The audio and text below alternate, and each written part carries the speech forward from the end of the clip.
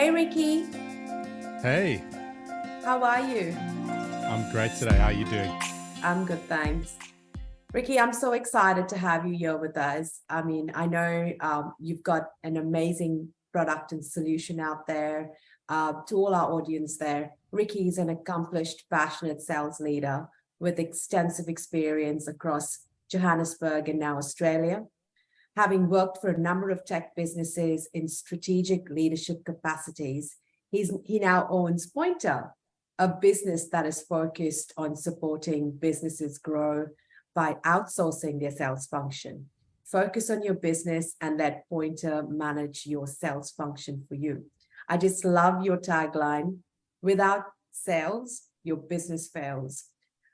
Ricky, I mean, I know I've shared a little bit about who you are, but if you want to just tell us a little bit about your vision, what got you to starting Pointer and introducing yourself. This is our introduction of you, but I'm sure you've got a different one. If I haven't No, I think if I have missed some of your achievements, please. I think my greatest achievement is that I've managed to keep two children alive for 6 years, and that's still going well. Like every day, I'm like, yeah, all right, today was still a success. As hard as they try, as hard as they try. Love it. So, yeah, like you mentioned, we found this gap that there's so many good businesses out there that want to grow, particularly tech startups, Mhm. and you build a product that is really interesting and it solves a problem for people in this world, but it's not easy to get hold of those people anymore to say, hey, we have a solution for the problem that you have. And we found so many good businesses were failing simply because they weren't able to introduce their product to enough people. So we thought, how can we help? Of course, there's marketing and advertising and a lot of great solutions, but nothing really beats having a conversation with someone who could use your product and having a genuine conversation. Hey, like, how big of a problem is this for you? And is this a problem you want to solve? And is it a problem that you'd be interested in solving in a way that, we've designed the solution for? And when you can have those conversations, and the more conversations like that you can have, the more likely you are to be successful. So I thought, how can we help enable this for companies out there that are potentially struggling to have those conversations? And really, that's why we set up Pointer. How can we help other businesses thrive? And hopefully we thrive at the same time. Agreed. So what is your vision and mission statement for Pointer? Oh, I mean, I have to scrape that off the website, right? But ultimately, Well, you're quite authentic, so I'm sure you know that. yeah, businesses and the sales function is changing really quickly. Technology is enabling it very at a rapid pace. We want to be at the forefront of sales, Mhm. and we want to stay at the forefront of sales, and we want to help enable other companies get there a lot quicker without them having to figure everything out for themselves. Because what worked for you 2 years ago, like what helped get you where you are now, is not what's going to work to get you to the next stage. 100%. 100%. I mean, there's a lot of buzz out there around what's happening in the tech world, and I know you're seeing it as well. We know a lot of businesses have had massive redundancies, including Salesforce and Google and Microsoft, and all the giants there that we know. Mhm. What's your take on what 2023 will look like, and what's your take on the current market state at the moment, Ricky? Hey, it's a bit of a bloodbath out there, isn't it? No, I think there's a few different categories that's going on here. There's a obvious genuine economic downturn, and a lot of these big companies are what they are calling right sizing. Yeah. Mhm. But there was also a lot of reckless growth Mm, over the COVID period, and I like to refer to it as companies that were using monopoly money. And I don't mean monopoly as in whether they're a monopoly or oligopoly or mm, their market share, but rather just made up fictitious money that they were using. And the way I come to that is the companies were getting 10x, 20x, 30x, 40 times their revenue in capital raises. So for every $100,000 that they made in revenue, they were raising anywhere between $1 and $4 million in a capital raise. And so what they were doing is they were spending $300,000, $400,000, $500,000, $600,000, $700,000 just to generate $100,000 in revenue. That makes no sense other than if you know there's a massive capital raise on the horizon and all you need to do is get revenue in the door now. And that's where a lot of the startup world was. We were in this economy where everyone was raising money. And so they could operate at this incredibly inefficient state where they were well overspending what they were generating. And as soon as the capital dried up and as soon as they realized, oh, we're not going to get that $1 million on the back of $100,000 that we generated, they're like, oh shit, now what? We absolutely cannot afford to operate like this. And they had wild layoffs. They had to. Yeah. Yeah. No, I agree. Okay. So what do you think 2023 will look like for, there's a lot of sales professionals out there that are currently on the market. Yeah. As you know. Amazing talent. Yes, that's right. An amazing talent. You're right. Yeah. And what's your point of your advice for these individuals and sales leaders that are looking for their next gig?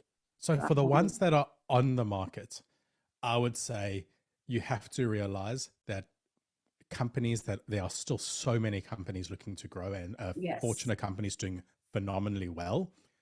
And they are desperate for good talent. I had a meeting the other day with 10 high-level executives, and we said, hey, let's just discuss what the biggest challenge is within our revenue organizations. We intended to discuss international expansion. And very quickly, the subject turned to finding talent. Because I went, oh, international expansion, oh, we need talent, and then we're back in the talent conversation. No one can get beyond this. Everyone is desperate for good salespeople because a good salesperson is the different. Like, I heard this, I can't remember who said this recently, but I heard the story where a founder said to the sales consultant, I just don't get why salespeople earn so much. And this consultant responded, because the salesperson is who turns your charity into a business. I love it. Companies are desperate for good salespeople. But there is good talent out there right now. Like we've had some of these companies like Salesforce that invest significant effort in training and upskilling their sales team on the market. So how do you stand out? And I've definitely got some tips around that because we do hire a lot of salespeople and help our clients hire a lot of salespeople. And there are some very obvious things that people can do to put themselves in a better position to land a good job. Awesome. No, I think that's I love it. I just love that. It was a nice little, it's so true. I mean, if you're a great salesperson, you're never going to be out of a job, right? So I think it's a mindset piece. And I mean, we're recruiting for a very large global SI, and we're talking, I mean, their focus is to hire individuals that they know that these businesses have let go of fantastic candidates across, you know, Salesforce and the likes of them. So they're asking us to use that as a hunting ground. So I mean, if you're a great salesperson, you're going to be approached and you're going to find a job in no time. And you should have 3 and 4 offers at any time. So you're 100% right. I don't think there's a lack of other businesses that are looking to grow. So 100% there. I mean, what do you think? What makes you guys so different at Pointer? Why do you stand out? What are you doing differently in the market at the moment, Ricky? We particularly focused on helping startups or helping companies transition from founder-led sales or within their early sales function. So maybe they've just raised a capital round. They're busy building out a whole lot of sales and revenue functions, and they don't have time to focus on outbound. So our strength at the moment is focused on building outbound sales, everything related to outbound. And the challenge that so many companies are running into is outbound as a function requires a layer of strategy, requires a layer of management, and is very complicated in its layer of execution. And they can hire one person. Now, either they need to hire a unicorn who has everything from strategy management and execution, and they want to pay them a junior sales figure, and they just don't find them. What we've started bringing is we bring a layer of strategy, a layer of management, and that layer of execution, all within the price of a single sales hire. So we have an in-house copywriter, we have a researcher, we have someone involved in revenue operations, we have the strategist, we have the management, we have the tools and the setup, and we will hire specifically for this company. So they get their dedicated sales rep as they want it. It's just that this rep is now far more likely to succeed in our environment than if you were to hire them directly. And there's no silver bullets, and we're not trying to sell any snake oil. It's very simple sales.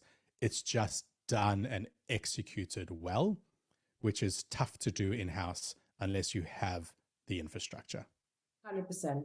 I think an SDR, if a startup's just hiring one sales development representative, and they don't have a culture, they don't have the training, and they don't have the execution and strategy done right, that individual is bound to fail. So bound to fail. People, and it's not even like, oh, there's one thing you need to get right. There are things that you don't know.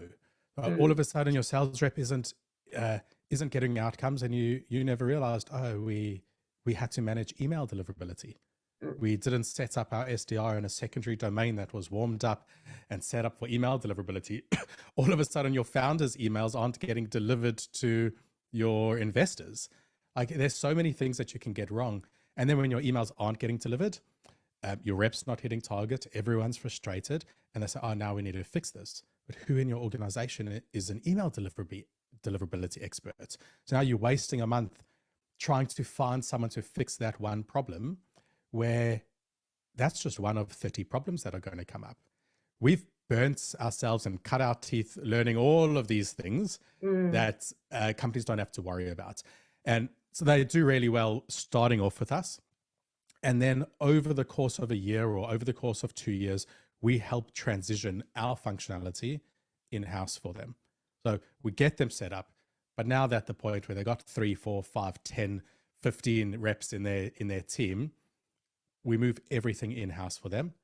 Or they might say, all right, great, we can take over Australia, for example. Ricky, we want your team to focus on the UK because we don't want our sales leader up working every night at 10 p.m. just to catch their team in the UK in the morning. So there's a lot of benefits in some of this outsourcing to genuine partners. And we've done well there, but the people we work with are like proper sophisticated sales leaders who know what they need to do and recognize, hey, I'm building out a partnership channel. I'm trying to implement a new CRM. I'm trying to also stand up growth through all the other channels. I just don't have time to do this well.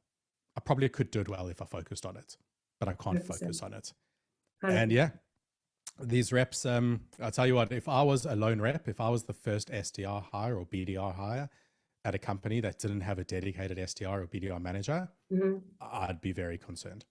Oh, definitely. I agree. And I see this happen day in and day out. So I think what you're offering the market is an amazing solution. I think you guys have thought through this. And I think I as a sales recruiter out there who's done this, I think what you're offering is probably a better solution for us to talk through to businesses, because we talk to businesses that are global and don't really have a footprint here in Australia, but they're global. They've got 3,000 staff all around, but they're looking at growing a presence here.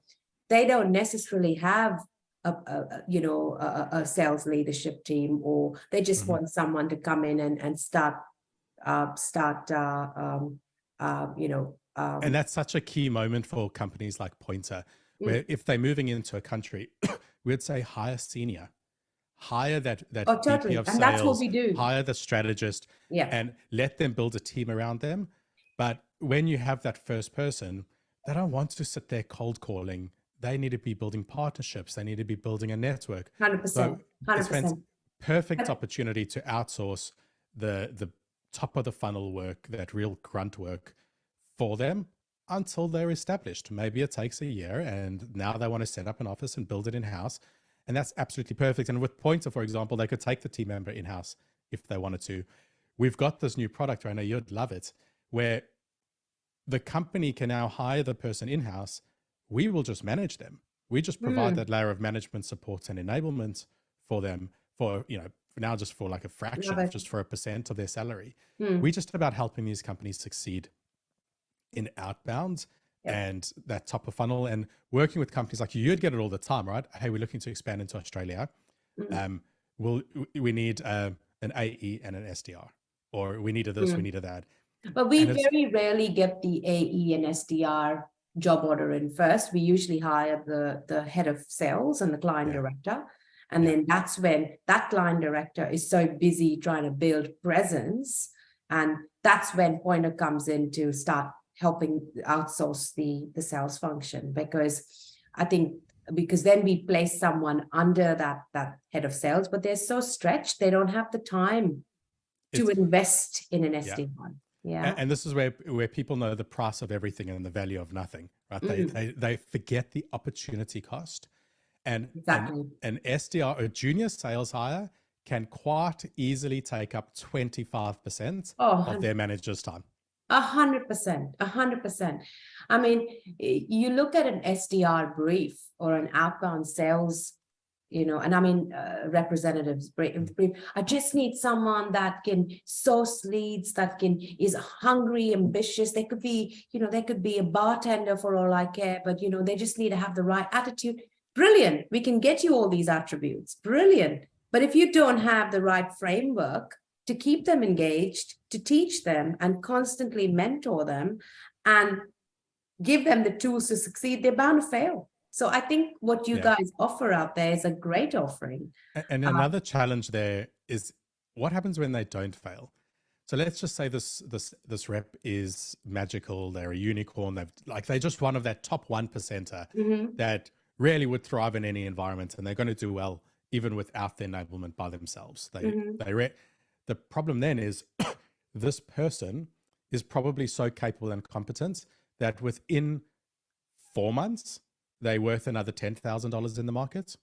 Within 6 months, they could probably fetch another $30,000 in the market, and they're going to churn so quickly. Unless you now have an AE role for them to step up into, but you just starting out. You don't have these roles opening up every 3 months.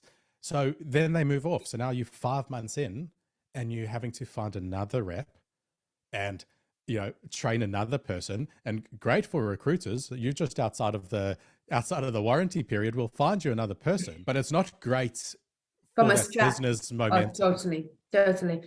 And our model is very big on trying to be an extension to businesses and be a partner. So we aren't one of those churn and burn recruiters. That's just not how we work with businesses we partner with. So just being able to, you can kind of foresee these things, right? So I think you're 100% right. If there's no career path, there's no trajectory, there's no there's no clarity around things, you're going to lose.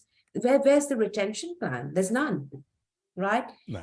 You need that. And I think that's what Pointer does from a strategy perspective. And sales is a tough job.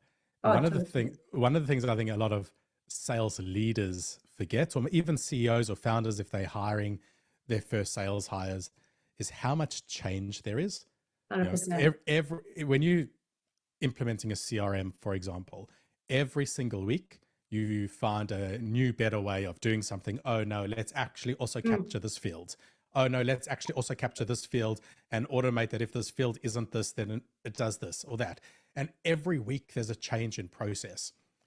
And when you're building that out, it's a different person, a different mindset, a different attribute that you need from an individual than the person who's going to be able to take a system that you already have and just run with it very quickly. the ability to adapt and change, for example, might be something that you need to recruit for at a higher level. But then if you need to lock that kind of person down into a set system, they get bored very quickly. They want a dynamic environment. So there's so many catch-22s when building out a sales team. And unless you've built out numerous sales teams like you would have, and a lot of experienced sales leaders would have, there's just, I don't know, there are too many mistakes and too many catches that are very hard to avoid. I mean, and this is where you say you cut your teeth, right? You've done it. So you can foresee it. And a lot of times, I mean, I'm going to give you an example here. As an experienced sales recruiter, there's some businesses that have got funding and they want to grow and they want to do all of this stuff and they want to train and they've got massive growth plans, but they don't really even know what they're looking for. And they don't provide a fantastic interview experience, or I think they've got a great solution and product, and I think they don't really have that many competitors in the space, and they're at that startup level, but they don't have the process and they don't have the strategy in place at all. So the candidate experience is flawed. The interview process isn't fantastic. They haven't been able to. I mean, let's be honest. The attraction and engagement of a candidate commences at an interview process. You're being interviewed as a business as much as you're interviewing the individual, especially if you want top talent, right?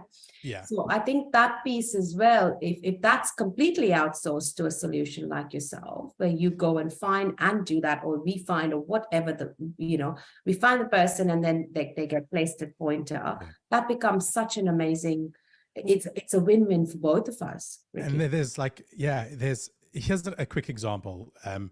There's something that we call channel validation, which is you've got your products, there's your audience, your target market, your ideal client profiles. How are you going to get hold of them? Is it on the phone? Is it on email? Is it on LinkedIn? Is it at networking events? Which channel are we going to use to get hold of them? And it's different for every industry, for every product, for every solution. And they'll often say, we're hiring an SDR. We want a BDR. Now, this SDR or BDR needs to be able to have the gift of the gab, talk to anyone on the phone, have the bravery of a soldier to just pick up, phone any CEO on a Friday at 5:30 to talk to them and be a whiz on the phone. But the phone might not be the main channel. And this person who has the gift of the gab, can talk circles around anyone, might be terrible at writing. And if writing becomes the main channel, i.e. email, then this person's not going to succeed. You've maybe hired the wrong person, and now you're trying to teach someone how to write. And let me tell you, that's not an easy task. What happens if social selling was the right channel, and you need someone who's just really good at networking and connecting the dots? And it's again a different skill set. So if you haven't done channel validation, you may not even know which skill sets you're need. And obviously having a good recruiter will help you understand what you're looking for. And often these companies do know, hey, we're in construction. Email's not the channel, it's on the phone. Sometimes it's very obvious, but other times it's not. Anyway, so I agree. The companies don't know. And I'd love to also just discuss for a second, just a few of the things that the talent can do if they are looking for a job in 2023 and how they can stand out. So we've put a lot of job ads out, and I don't know, you tell me what you're seeing here. I get a lot of standard applications. I get they apply on LinkedIn, they send the template that LinkedIn provides. I think I could be good for this job based on my experience at XYZ. Are you free for a chat? It's like the template that LinkedIn provides. I get no cover letters. I get a standard resume, and that's it. And I'll get 200 of those, and no one is standing out. So the ones that are standing out are the ones that prove that they know how to do the job through the interview process, through the application process. So what I mean by this is, if you're an SDR or a BDR, your job is to start a conversation with someone and stand out from the crowd. So Are they sending a personalized connection request? Are they maybe using one of the multiple free tools out there to get my phone number or email address to try cold email me or call me? Are they maybe contacting a team member of mine to say, hey, I'm looking to apply for the job. I'd love some insights into what would help a candidate be more successful working at Pointer.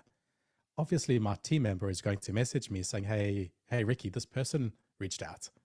There's so much that can be done to stand out. And if the person did that, I would know they clearly have the thought process and the mentality of an SDR or a BDR. Likewise, for account executives, there's lots that you can do in terms of seeking internal referrals, 100%. doing your research on the organization, trying to understand the culture. And by doing that process well, you will rise to the top 1% of those applications every time. In fact, I almost do go to the point that I don't even look at applications. I just wait to see who's made themselves stand out. I only interview that top 1%. I agree. I'm 100% there with you. I mean, the candidates that reach out directly know exactly what the role is, have done their research, and are already selling to me are those that definitely are in the top 1%. And and from a recruiter perspective, that's what we look forward. I mean, anyone that takes the time to actually inquire about a role because they've done their research, I think I'll make the time to talk to them. So you're 100% right there. Those are some really great tips. Yeah. Well, I think because there's so much.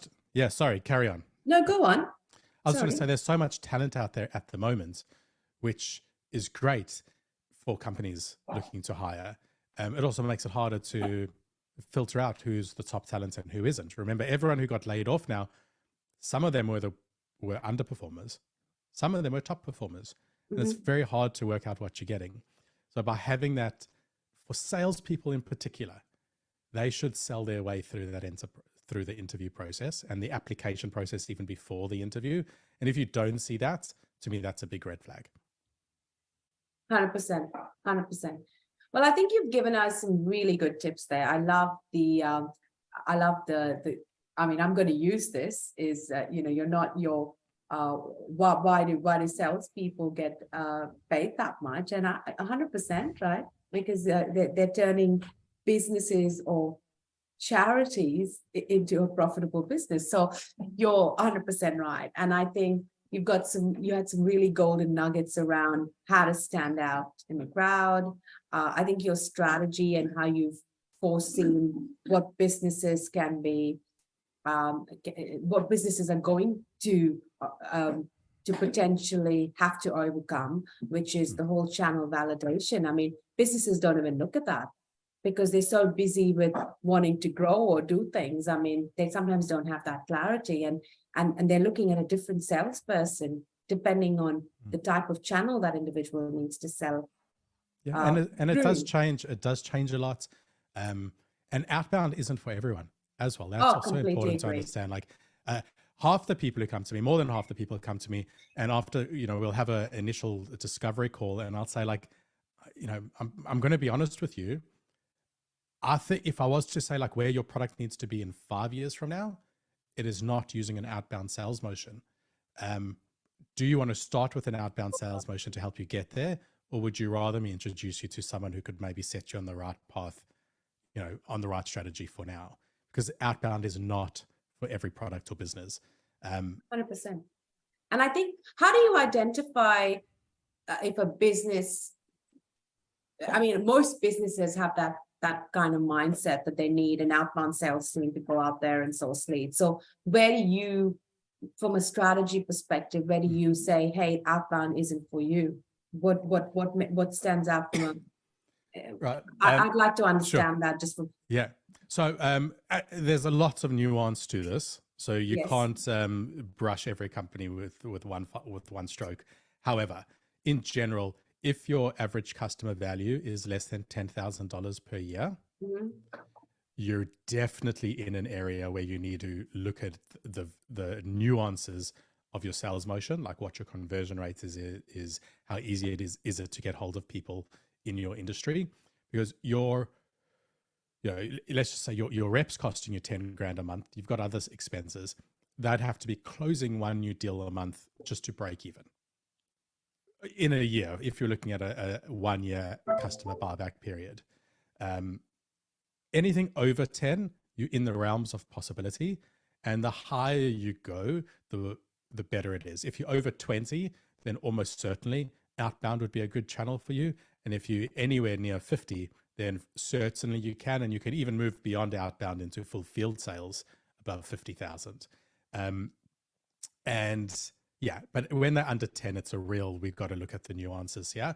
And oftentimes they still want it, knowing that it's not going to be a positive return on investment initially. However, they're in that category where they know that $1 is worth more than $1 for them because they are in between funding rounds. They do need to tell the story of growth, of we started off with 10, we put some money into this machine and we got 20. We put a bit more money into this machine, we got 40. And they're trying to validate their concept, prove that there's product market fit so that they can get their large 7-8 figure capital raises. And in those situations, they still might choose outbound as a great method.